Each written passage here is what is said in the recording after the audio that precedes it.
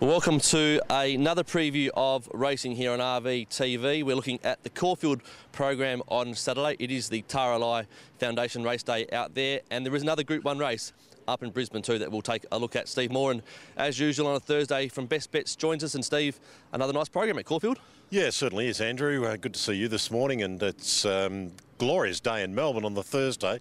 Rain predicted everywhere, 30-odd mils in Brisbane, and potentially that amount of rain here too. It's hard to see it happening.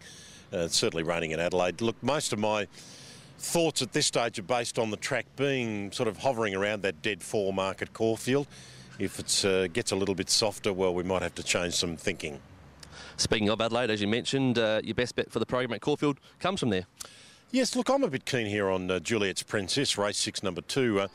Very interesting runner, Andrew, bred in the States. So she's in fact 4 months younger than her chief rival, which is Tai Test. They ran the placings, of course, behind Lucky Penny in the Lalia Stakes. I doubt there's a great deal between them, but the markets at this early stage see it quite differently, with Tai Test virtually favourite and Juliet's Princess around the 10-1 mark. So that sways me in the latter's favour. She was jumping from 1,200 to 1,600 that day. Did beat home Tai Test, who admittedly was finishing powerful, but around the $10 mark, I think she's a bet to nothing. Juliet Princess, you probably save on the Quinella with number 1, but I'm happy to back her, the Leon McDonald and Andrew Gluyas trained filly. And I know you are a fan of Leon's horses as they come over to Melbourne, and they always come here with a chance. He's got another one countersigned in an earlier race in the day, so always worth respecting, aren't they?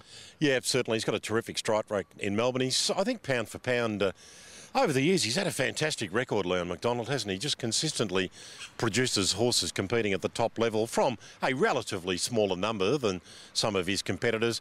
Countersign's in terrific form, but disadvantaged at the weights against a couple in that opening race. That might be the query with Countersign.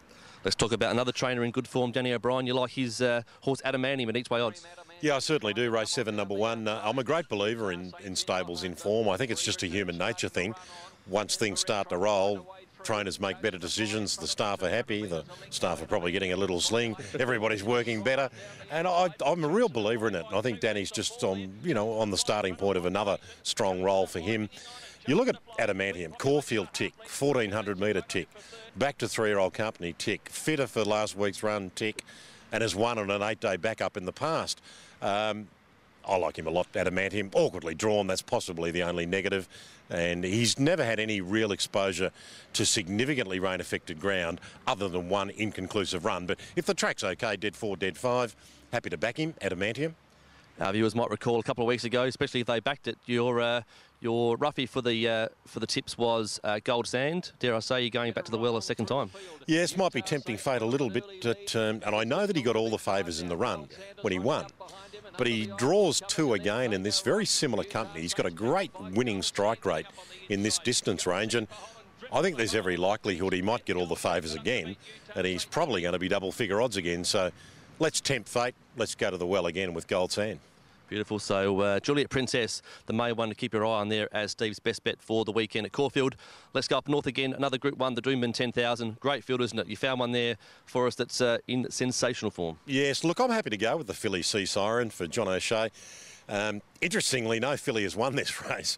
But you look back in recent years, Melito ran very close. Gold Edition, of course, won a BTC Cup and then beat all but Takeover Target.